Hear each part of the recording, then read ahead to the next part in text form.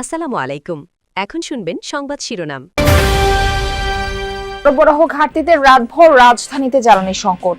আজ পাম্পগুলোয় তেল পৌঁছালে স্বাভাবিক হওয়ার প্রত্যাশা। বাঘাবাড়ি ডিপোতে পাল্টাপাল্টি অভিযোগ। যৌথ বাহিনীর আগ্রাসনে ইরান লেবাননে ৩,০০০ ছাড়ালো প্রাণহানি। আলোচনার সম্ভাবনায় গুরুত্বপূর্ণ অবকাঠামোয় হামলা পরিকল্পনা ১০ দিন পেছালো ট্রাম্প। অন্তর্বর্তী সরকারের সাথে যুক্তরাষ্ট্রের হওয়া চুক্তি নিয়ে সংসদে আলোচনার পরামর্শ বিশ্লেষকদের। পর্যালোচনা চলছে জানালেন পররাষ্ট্র প্রতিমন্ত্রী। দীর্ঘদিন পর হাম ও গুটি বসন্তে প্রাদুর্ভাব। হাসপাতালে বাড়ছে রোগীর সংখ্যা। অসচেতনতা আর টিকার বুস্টার ডোজ না দেয়াকে দুষছেন চিকিৎসকরা। এতক্ষণ শুনছিলেন সংবাদ শিরোনাম। এখন শুনবেন বিস্তারিত সংবাদের আগে আমাদের যমুনা 24 টিভি চ্যানেলটিকে সাবস্ক্রাইব বা ফলো করে আমাদের সাথে থাকুন আর কমেন্ট করে জানান আপনি কোথা থেকে সংবাদ শুনছেন। সরবরাহ সংকটে বৃহস্পতিবার রাতভর জ্বালানি তেল দেওয়া বন্ধ রাখে রাজধানীর প্রায় সবগুলো ফিলিং স্টেশন। শহরে একের পর এক ফিলিং স্টেশন ঘুরেও মেলেনি জ্বালানি। পাম্পগুলোতে ঝুলছে তেল নেই সাইনবোর্ড। সরবরাহ বন্ধ থাকায় বিপাকে মোটরসাইকেল আর ব্যক্তিগত গাড়ি চালকরা। অনেকেই ঘন্টার পর ঘন্টা লাইনে দাঁড়িয়েছিলেন, কিন্তু ফিরেছেন খালি হাতে। পাম্প মালিকরা বলছেন, মজুদ ফুরিয়ে যাওয়ায় সাময়িকভাবে বিক্রি বন্ধ রাখতে হয়েছে। আজ ডিপো থেকে তেল পৌঁছালে আবারও স্বাভাবিক হবে কার্যক্রম। তবে গ্রাহকদের কণ্ঠে ক্ষোভ। সংকট নিরসনে সরকারকে দ্রুত কার্যকর উদ্যোগ নেওয়ার আহ্বান তাদের। হেমায়তপুর থেকে পুরো ঢাকা শহর রাত 12টার পরে বের হয়েছে, পুরো ঢাকা শহর রাউন্ড মারতেছে, কোথাও তেল পাচ্ছি না। সবাই বলে তেল, আমাদের সরকার থেকে বলতেছে আমাদের দেশের তেল অফুরন্ত তেল আছে, কোনো তেলের ঘাটতি নেই, কিন্তু আমরা তো তেল পাইতেছি না। তেল না পাই তো গ্যাসের কতক্ষণ গাড়ি চালান যায়? এক ট্যাঙ্কি গ্যাস হলে 60 কিলো চলে। সমাজের একজন ন্যূনতম মানুষ হিসেবে তো আমরা তো দাবি করতে পারি চলার জন্য যে একটু তৈল পাইতে পারি বলেন, তারা বলতেছে না। এখন এর জবাব কে দেবে? ছুটির দিন বাদে সপ্তাহের 5 দিনই সরগরম সিরাজগঞ্জের বাঘাবাড়ি অয়েল ডিপো। সকাল থেকে বিকাল পর্যন্ত ডিপোর সামনে ভিড় থাকে ট্যাঙ্ক, লরি চালক, পাম্প মালিক আর এজেন্টদের। তবে প্রত্যেকেরই অভিযোগ, ডিপো থেকে চাহিদা মোতাবেক তেল দেয়া হচ্ছে না। কেন প্রয়োজন অনুযায়ী জ্বালানি সরবরাহ হচ্ছে না সে বিষয়ে কথা বলতে নারাজ ডিপো কর্তৃপক্ষ। ইউএনওর দাবি, ভোক্তা পর্যায়ে অতিরিক্ত তেল নিয়ে মজুত করা হচ্ছে। সিরাজগঞ্জ শাহজাদপুরের বাঘাবাড়ি অয়েল ডিপো। এখান থেকেই উত্তরাঞ্চলের 16 জেলা সহ মোট 20 জেলায় সরবরাহ করা হয় জ্বালানি তেল।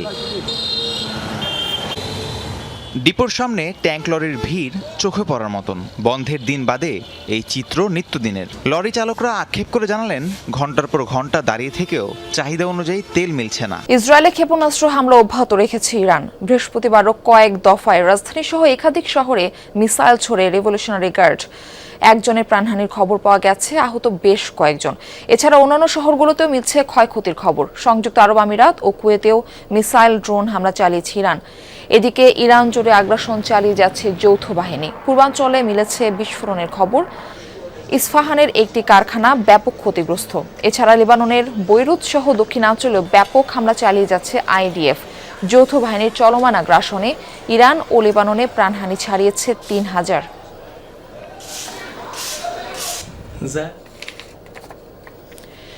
ইরানের বিদ্যুৎ কেন্দ্র ও জ্বালানি অবকাঠামোয় সম্ভাব্য হামলা আরও 10 দিনের জন্য পিছিয়েছে যুক্তরাষ্ট্র। ট্রুথ সোশ্যালে দেয়া এক পোস্টে বিষয়টি জানিয়েছেন মার্কিন প্রেসিডেন্ট ডোনাল্ড ট্রাম্প। দাবি, ইরান সরকারের অনুরোধেই এই সিদ্ধান্ত নিয়েছেন তিনি, যা 6 এপ্রিল রাত 8টা পর্যন্ত বহাল থাকবে। তেহরানের সাথে সম্ভাব্য চুক্তি নিয়েও আলোচনা চলছে। পোস্টে সেই দাবিও করেন ট্রাম্প।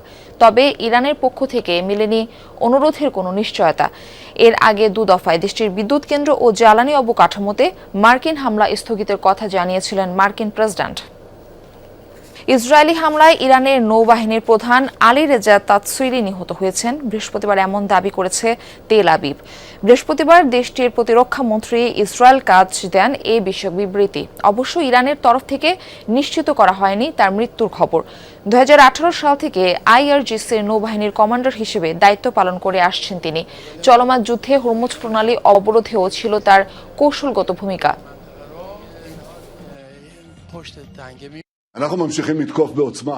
গতকাল ইরানে অভিযান চালিয়ে আমরা আইআরজিসির নৌবাহিনীর কমান্ডারকে নির্মূল করেছি। ইরানের শেষ শীর্ষ নেতাকে হত্যা করা পর্যন্ত এই অভিযান অব্যাহত থাকবে। এটি আমাদের ও আমাদের মিত্র যুক্তরাষ্ট্রের মধ্যকার সহযোগিতার আরও একটি। পরবর্তী সরকারের সময় যুক্তরাষ্ট্রের সাথে সই হওয়া চুক্তি নিয়ে সংসদে আলোচনার পরামর্শ দিচ্ছেন বিশ্লেষকরা। তারা বলছেন চুক্তি বাতিল না করলেও বাস্তবায়নের সময়সীমা এবং ওয়াশিংটনের সাথে আরেকটু আলাপ আলোচনা করতে পারে নির্বাচিত সরকার। পররাষ্ট্র প্রতিমন্ত্রী জানালেন চুক্তিটি পর্যালোচনা করা হচ্ছে, সংসদ বা বাইরে যে কোনো জায়গায় হতে পারে আলোচনা। সংসদ নির্বাচনের মাত্র 3 দিন আগে 9 ফেব্রুয়ারি যুক্তরাষ্ট্রের সঙ্গে এগ্রিমেন্ট অন রেসিপ্রোকাল ট্রেড বা এআরটি সই করে বাংলাদেশ। এতে যুক্তরাষ্ট্রে বাংলাদেশি পণ্য রপ্তানিতে শুল্ক কমে দাঁড়ায় 19%। বিপরীতে দেশটি থেকে তুলা ও বোয়িং আমদানি সহ নানা শর্ত যুক্ত হয়। যুক্তরাষ্ট্র ছাড়া অন্য কোনো দেশ থেকে পণ্য আমদানিতে নিয়ন্ত্রণের কথাও আছে চুক্তিতে। নির্বাচিত সরকার দায়িত্ব নেয়ার 2 সপ্তাহের মধ্যে ঢাকা সফর করেন দক্ষিণ এশিয়ার দায়িত্বে থাকা যুক্তরাষ্ট্রের সহকারী পররাষ্ট্রমন্ত্রী পল কাপুর। সফরেও ঘুরে ফিরে আসে চুক্তি বাস্তবায়ন প্রসঙ্গ। পল কাপুরের সঙ্গে বৈঠকের পর পররাষ্ট্রমন্ত্রী দাবি করেন ক্ষমতাসীন ও বিরোধী দলের সম্মতিতেই সই হয়েছিল এই চুক্তি। ইউএস ট্রেড রিপ্রেজেন্টেটিভ আমাদের প্রধান দুটি দলের প্রধানের সঙ্গে নির্বাচনের আগেই কথা বলেছিল এবং তারাও এতে সম্মতি দিয়েছিলেন। চুক্তিটি চূড়ান্ত অনুমোদনে 60 দিনের সময়সীমা নির্ধারিত। মধ্যপ্রাচ্য সহ বর্তমান বাস্তবতায় এই সময় বাড়ানো এবং চুক্তি নিয়ে সংসদে আলোচনা করা যায় কিনা সেই পরামর্শ বছর পর আবারও হাম ও গুটি বসন্তের প্রাদুর্ভাব। রাজধানীতে মহাখালীর সংক্রামক ব্যাধি হাসপাতালে বাড়ছে আক্রান্ত রোগীর সংখ্যা। বর্তমানে হাসপাতালটিতে ভর্তি 120 জন রোগী, যাদের বেশিরভাগই হাম ও গুটি বসন্তে আক্রান্ত শিশু। চিকিৎসকরা জানান টিকাদানে অভিভাবকদের অসতর্কতা এবং বুস্টার ডোজ না দেয়ায় এই প্রাদুর্ভাব। রাজধানীর মহাখালীর সংক্রামক ব্যাধি হাসপাতালে বাড়ছে হাম ও গুটি বসন্তে আক্রান্ত রোগীর সংখ্যা। বহু বছর পর এই দুই রোগের এমন প্রাদুর্ভাবে নতুন করে উদ্বেগ দেখা দিয়েছে জনমনে। বর্তমানে এই হাসপাতালে ভর্তি আছেন 120 জন রোগী। তাদের বেশিরভাগই শিশু যারা হামে আক্রান্ত।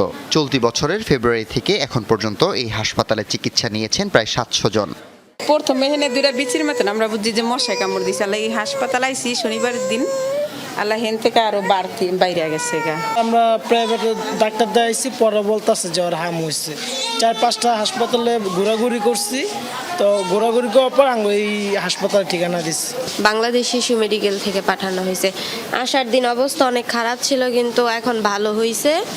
নার্সগুলো ব্যবহার খুবই খারাপ। এজন্য টিকাদানে অভিভাবকদের অসচেতনতাকে দায়ী করেছেন হাসপাতালটির বিশেষজ্ঞ চিকিৎসক। জানালেন বুস্টার ডোজ না নেয়ার জন্য বেড়েছে আক্রান্তের